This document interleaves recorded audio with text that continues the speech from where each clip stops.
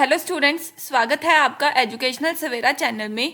आज हमारा next topic है representation of complex numbers in Argand plane और इसी के साथ ही हम कवर करेंगे मॉड्यूलस एंड आर्ग्यूमेंट को।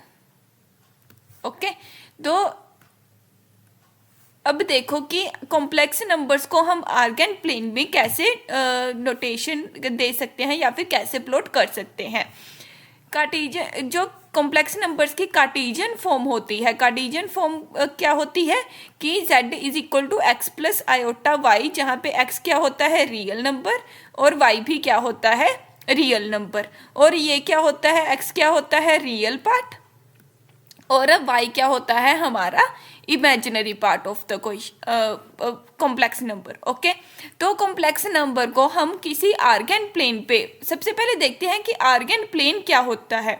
आर्गेंट प्लेन जो बेसिकली होता है वो कार्टेशियन प्लेन के जैसे ही होता है। कार्टेशियन प्लेन में क्या होती है कि यहाँ पे एक्स एक्सिस होती है और यहाँ पे क्या होती है वाई एक्सिस होती है।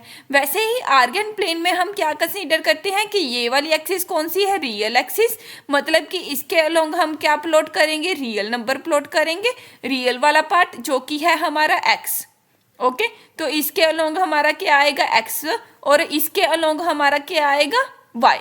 ओके, जैसे कि वहाँ पे अगर हमने x, y कोऑर्डिनेट जैसे 1, 1 पॉइंट प्लॉट करना होता था तो हम क्या देखते थे कि x एक्सिस से उसका डिस्टेंस क्या होना चाहिए 1 और y एक्सिस से भी क्या होना चाहिए 1 होना चाहिए। तो हमारा जो पॉइंट होता है वो क्या आ जाएगा 1, 1 पॉइंट आ जाएगा। ऐसे ही आर्गेंट प्लेन में अगर हमने कॉम्प्लेक्स नंबर प्लॉट करना है z is equal to 1 plus iota 1, तो हम क्या देखेंगे कि 1 क्या होगा रियल पार्ट, तो रियल लाइन पे क्या आना चाहिए 1 को कोरस्पॉन्डिंग हमारा जो पॉइंट आना चाहिए और y के कोरस्पॉन्डिंग क्या आना चाहिए 1, तो y के कोरस्पॉन्डिंग अगर यहाँ पे 1 है और यहाँ पे 1 है तो 1 को 1 यहाँ से मतलब 1 यूनिट डिस्टेंस मीन्स यहाँ से y और यहाँ से क्या हो जाएगा x, मतलब कि पॉइंट का y एक्सिस से डिस्टेंस क्या हो जाएगा x और इमेजिनरी और रियल एक्सिस से हमारा डिस्टेंस क्या हो जाएगा y। तो हमारा ये वाला पॉइंट जो हो जाएगा ये क्या हो जाएगा 1, 1 पॉइंट, जिसको हम बोलेंगे 1 प्लस आयोटा। तो कॉम्प्लेक्स नंबर्स के केस में हमारा आर्गेंट प्लेन में ऐसे हम प्लॉट कर सकते हैं। जैसे कि अगर हम यहाँ पे कोई जनरल पॉइंट को प्लॉट करें z is equal to X plus iota Y, तो हमारा क्या होगा कि जो x कोऑर्डिनेट है वो क्या होगा x होगा और y कोऑर्डिनेट क्या होगा y होगा। x कोऑर्डिनेट x होने का मतलब क्या है कि अगर हम कोरस्पॉन्डिंगली यहाँ पे एक वर्टिकल लाइन ड्रॉ करेंगे और यहाँ पे एक हॉरिजॉन्टल लाइन ड्रॉ करेंगे तो हमारा यहाँ से लेके यहाँ तक डिस्टेंस क्या होगा x होगा, मतलब कि हॉरिजॉन्टल डिस्टेंस क्या होगा x होगा और वर्टिकल डिस्टेंस क्या होगा हमारा y होगा। ओके, और बेसिकली आप क्या कह सकते हो कि पॉइंट का रियल एक्सिस से डिस्टेंस क्या होगा y होगा और इमेजिनरी एक्सिस से डिस्टेंस क्या होगा x होगा। तो इसी तरह से हम आर्गेंट प्लेन में कोई भी कॉम्प्लेक्स नंबर को प्लॉट कर सकते हैं। अब आर्गेंट प्लेन में जो होता है हमारे ये नंबर भी बिल्कुल सेम ही होते हैं जैसे कि कार्टेशियन प्लेन में होते थे।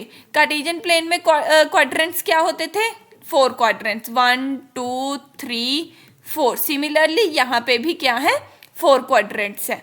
यहाँ पे क्या होती है पॉजिटिव रियल एक्सिस होती है और ये क्या होती है नेगेटिव रियल एक्सिस।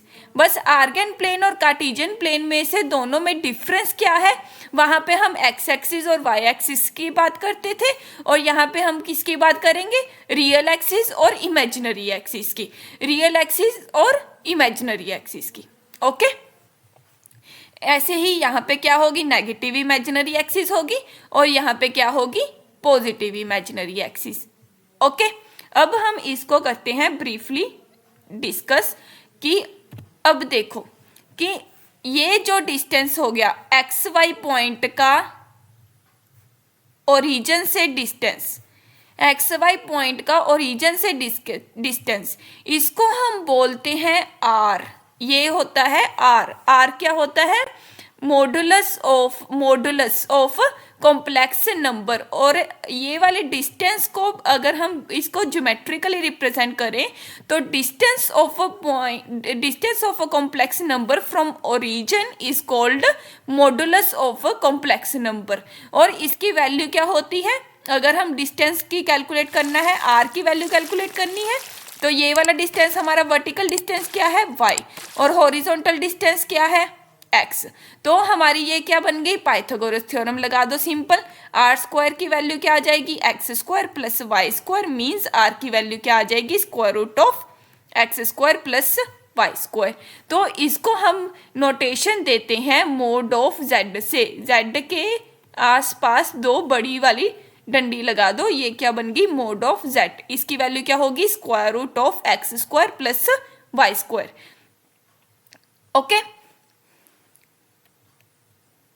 अब अगर आपको ये वाली चीज मिलती जुलती लग रही होगी, X square plus Y square, ये इससे नहीं मिलती जुलती कि जेड इंटू जेड अगर कॉन्जुगेट करेंगे तो इसकी वैल्यू क्या आएगी, X square plus Y square आएगी। तो इसका मतलब हम यहाँ से एक और रिजल्ट डिराइव कर सकते हैं कि जेड इंटू जेड बार जो होगी वो क्या होगी, मॉडुलस ऑफ जेड का होल स्क्वायर होगी। ये हम प्रॉपर्टीज ऑफ मॉडुलस में नेक्स्ट क्लास में पढ़ेंगे। ओके,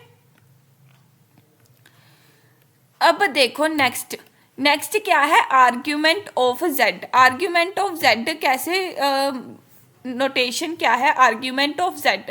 आर्ग्यूमेंट जेड होता है एंगल थीटा। एंगल जो हमारा जो लाइन है पॉइंट की, अगर ओरिजिन से मीट करेंगे लाइन को, इससे मीट करके जो हमारी लाइन है वो पॉजिटिव रियल एक्सिस से, पॉजिटिव रियल एक्सिस से जो एंगल बनाती है थीटा, उसको हम बोलेंगे आर्ग्यूमेंट ऑफ जेड।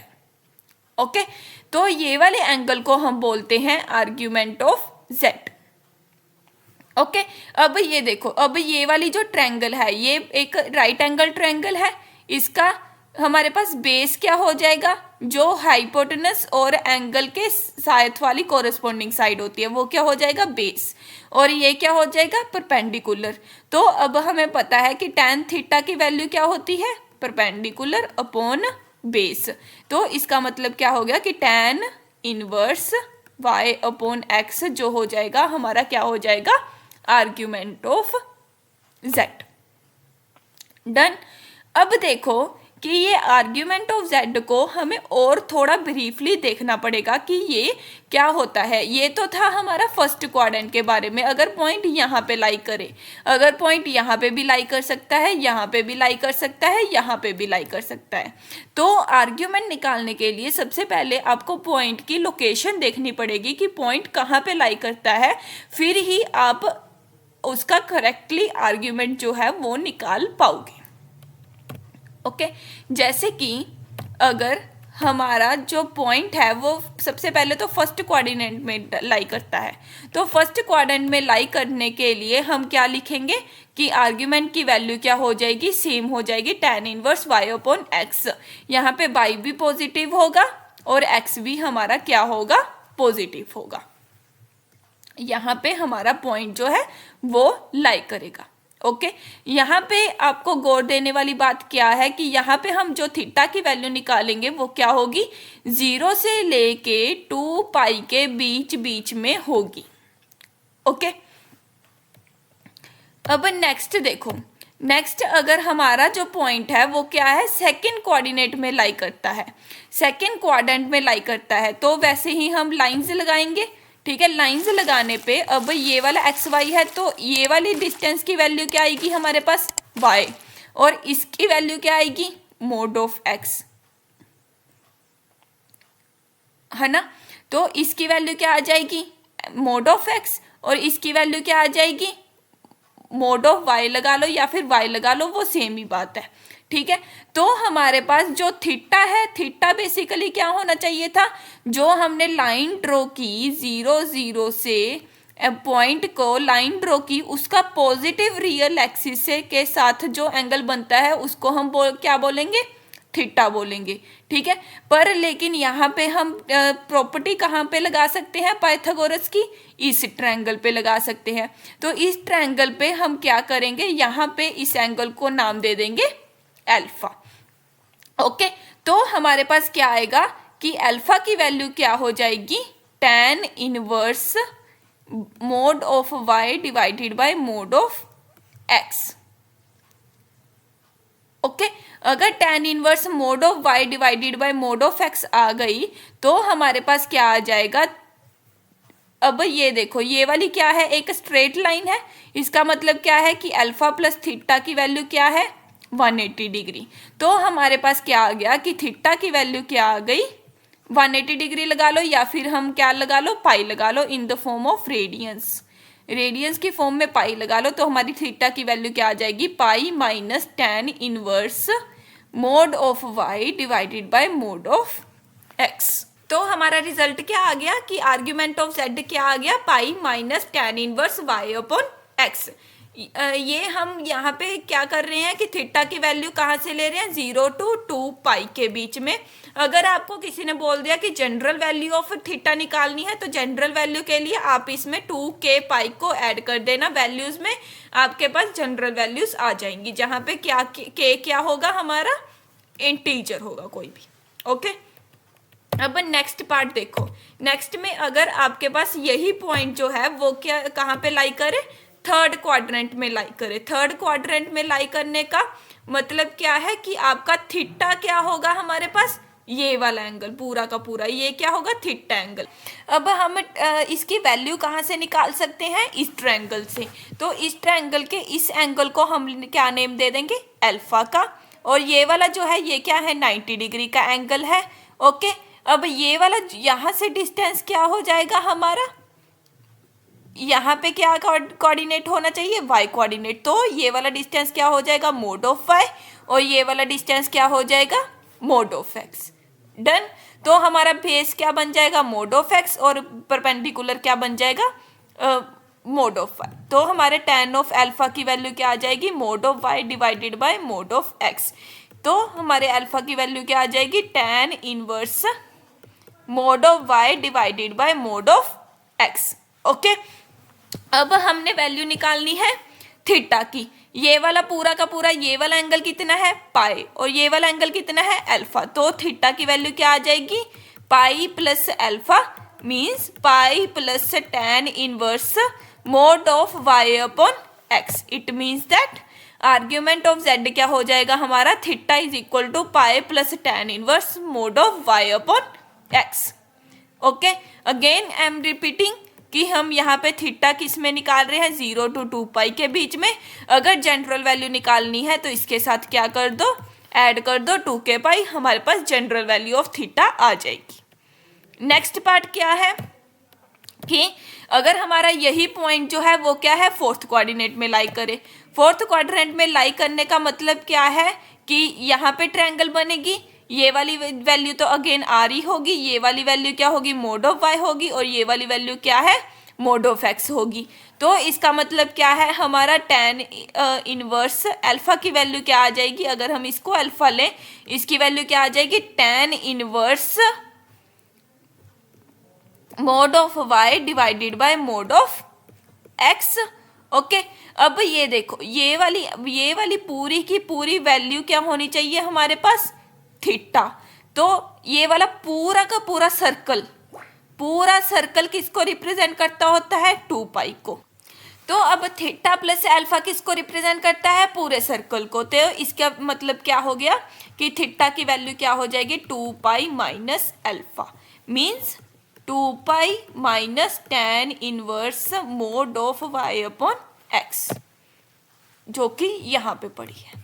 ओके, ये वैल्यू थी थीटा की 0 to 2 पाई के बीच में। अगर आपको जनरल वैल्यू निकालनी है तो इसमें ऐड कर दो 2k पाई।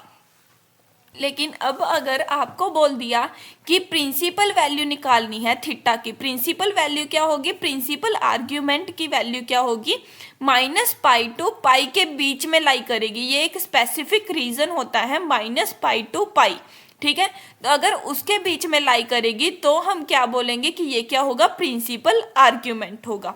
अगर प्रिंसिपल आर्ग्यूमेंट की वैल्यू जो देखनी है वो कैसे देखनी है कि अगर वो रियल पॉजिटिव इमेजिनरी एक्सिस मतलब कि फर्स्ट या फिर सेकंड क्वाड्रेंट में लाई कर रहा है थीटा, या तो यहाँ पे है या फिर ऐसे है, तो हम क्या ले देखेंगे, पॉजिटिव रियल एक्सिस से एंटी क्लॉकवाइज की तरफ जो एंगल बन रहा है, ठीक है, इसकी तरफ अगर एंगल बन रहा है तो हम क्या लेंगे, इसको एज इट इज ले लेंगे, मतलब कि जो हमने जनरल वैल्यूज निकाली हैं उसके जैसा ही ले लेंगे। थीटा की वैल्यू क्या हो जाएगी, अगर फर्स्ट क्वाड्रेंट में y/x हो जाएगी, और थीटा की वैल्यू सेकंड क्वाड्रेंट में क्या हो जाएगी, pi minus tan inverse y/x हो जाएगी। ओके, लेकिन अगर पॉइंट थर्ड क्वाड्रेंट में लाई कर रहा है, थर्ड क्वाड्रेंट में लाई करने का मतलब क्या है कि यहाँ पे लाई करता है, तो हम क्या करेंगे, हम रियल एक्सिस से हम नेगेटिव वाला एंगल देखेंगे, रियल एक्सिस से ये वाला एंगल देखेंगे, नेगेटिव की तरफ एंगल देखेंगे, तो वो उसको बोलेंगे हम एंगल आर्ग्यूमेंट ऑफ z। तो आर्ग्यूमेंट ऑफ z की ये वाली आर्ग्यूमेंट क्या आएगी, अब आपको पता है कि अगर हम यहाँ से यहाँ तक जाते हैं तो इसकी वैल्यू क्या होती है, पाई, लेकिन यही हम अगर अपोजिट चले जाए, मतलब कि अगर हम ये वाला एंगल थीटा लेते हैं तो यही एंगल अगर हम अपोजिट डायरेक्शन में लेते तो ये क्या होता, माइनस थीटा होता। तो इस आर्ग्यूमेंट की वैल्यू क्या आएगी, minus pi plus tan inverse y/x। Okay, and similarly यहाँ पे हमारी थीटा की वैल्यू क्या आएगी, minus of tan inverse y/x।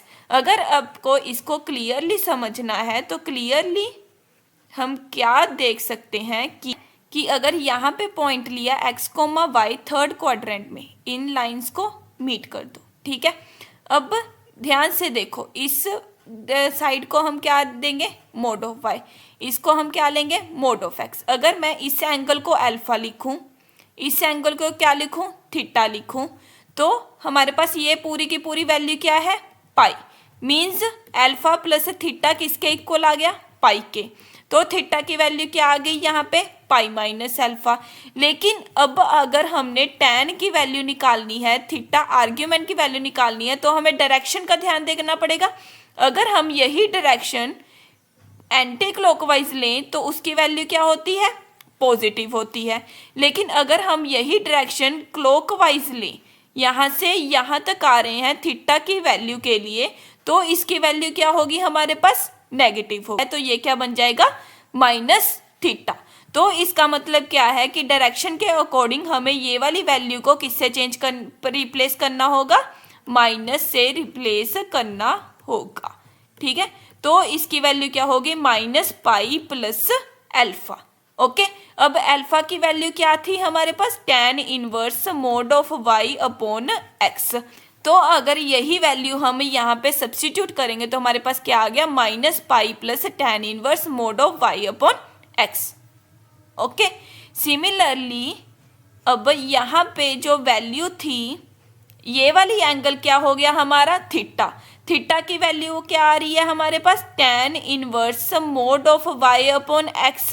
लेकिन अगर यहाँ पे हम डायरेक्शन की कंसीडर करें तो डायरेक्शन कहाँ से कहाँ तक ले रहे हैं हम, पॉजिटिव रियल एक्सिस से क्लॉकवाइज आ रहे हैं। क्लॉकवाइज आने का मतलब क्या है कि यहाँ पे क्या हो जाएगा, नेगेटिव साइन लग जाएगा। ओके, तो बस आपको ये ध्यान देना है कि दोनों की वैल्यू है तो कितनी, pi minus alpha, pi minus alpha, या तो theta is equal to alpha है या फिर theta is equal to pi minus alpha है। बस थर्ड और फोर्थ क्वाड्रेंट में हमें क्या करना है, इसको माइनस के साथ मल्टीप्लाई करना है, अदरवाइज हम क्या करेंगे, एज इट इज लिख देंगे। माइनस के साथ क्यों मल्टीप्लाई किया, क्योंकि एंगल की डायरेक्शन जो है वो चेंज हो गई। जब क्लॉकवाइज हुई तो हमें क्या करना है, माइनस के साथ मल्टीप्लाई करना है, लेकिन जब एंटी क्लॉकवाइज है तो हमें क्या करना है, उसको पॉजिटिव ही लेना है। अगर हम हमारा पहला क्वेश्चन करें कि z is equal to √3 minus iota की हमने वैल्यू निकालनी है, इसका क्या निकालना है, प्रिंसिपल आर्ग्यूमेंट निकालना है। प्रिंसिपल आर्ग्यूमेंट का मतलब क्या है कि थीटा हमने निकालना है माइनस पाई और पाई के बीच में निकालना है, ठीक है। तो उसको निकालने के लिए हम क्या करेंगे, सबसे पहले इसको प्लॉट करके देखेंगे। इसको प्लॉट करने का मतलब क्या है कि इसको सबसे पहले कंपेयर करो x प्लस आयोटा y के साथ। तो हमारी x की वैल्यू क्या आ गई, √3, और y की वैल्यू क्या आ गई, -1। मतलब कि हमने कौन सा पॉइंट प्लॉट करना है, √3 - 1। एक्स क्या है पॉजिटिव और वाई क्या है नेगेटिव। ओके, ये वाला पॉइंट प्लॉट किया तो हमारे पास क्या आया कि ये वाली लाइन जो है ये वाला क्या बनेगा हमारा angle with the positive axis. अगर ये वाला एंगल हमारा पॉजिटिव एंगल था तो ये वाला एंगल पॉजिटिव रियल एक्सिस से स्टार्ट होके ये वाला एंगल क्या हो जाएगा नेगेटिव, मतलब कि इसकी वैल्यू क्या हो जाएगी हमारी -θ। तो -θ की वैल्यू क्या आ जाएगी tan इनवर्स y की वैल्यू क्या है हमारे पास, y की वैल्यू क्या है 1 और x की वैल्यू क्या है √3। तो हमारे पास tan इनवर्स की वैल्यू क्या आ जाएगी 1/√3, मतलब कि थीटा की वैल्यू क्या आ जाएगी -tan इनवर्स 1/√3। ओके, अब ये वाली वैल्यू कहाँ पे होती है 30 डिग्री पे, या फिर अगर हम रेडियंस में चलें तो हमारी वैल्यू कहाँ पे होगी π/6 पे।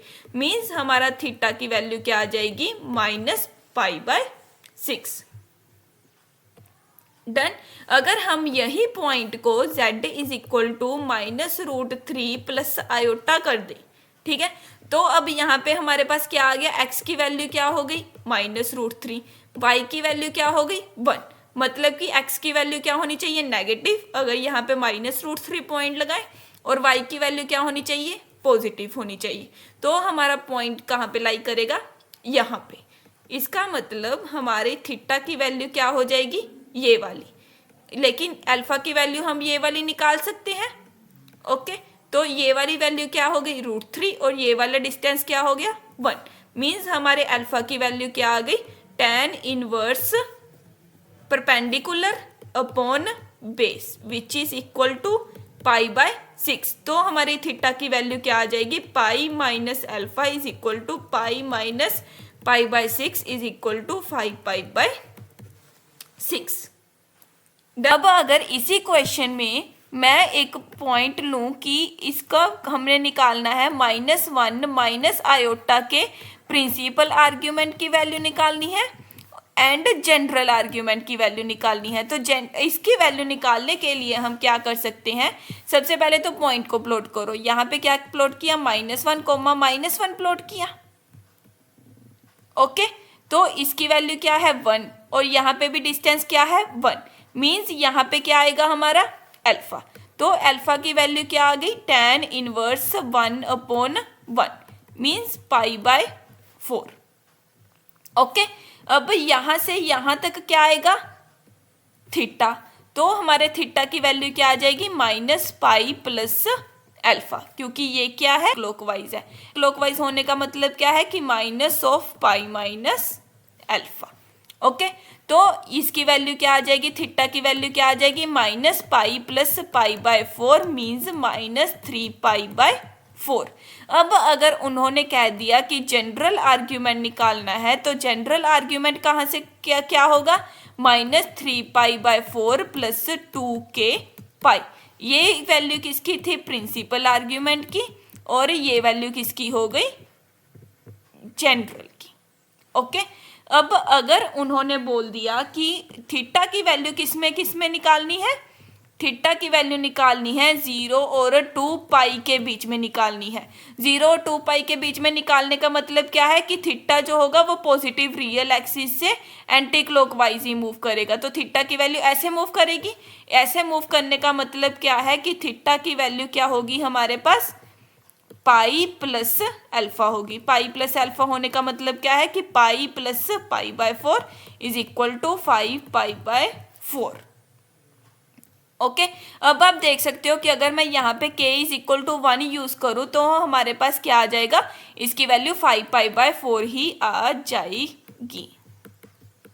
प्लस 2π ऐड किया तो हमारे पास क्या आएगा 5π/4 ही आ जाएगा। मतलब जनरल केस में ये प्रिंसिपल आर्ग्यूमेंट और ये वाला आर्ग्यूमेंट दोनों के दोनों होंगे, लेकिन प्रिंसिपल आर्ग्यूमेंट के केस में हमें -π to π के बीच में वैल्यूज लेनी है, और अगर हमें स्पेसिफिक कोऑर्डिनेट दे दिया कि 0 टू थीटा 2 पाई के बीच में दे दिया, जनरल केसेस में हम 0 टू 2 पाई के बीच में लेते हैं, तो हमें ये वाली वैल्यू निकालनी है। प्रिंसिपल आर्ग्यूमेंट के केस में ये वाली वैल्यू निकालनी है। जनरल के केस में दोनों में किसी में भी 2 के पाई बस ऐड कर दो, हमारे पास जनरल वैल्यू आ जाएगी।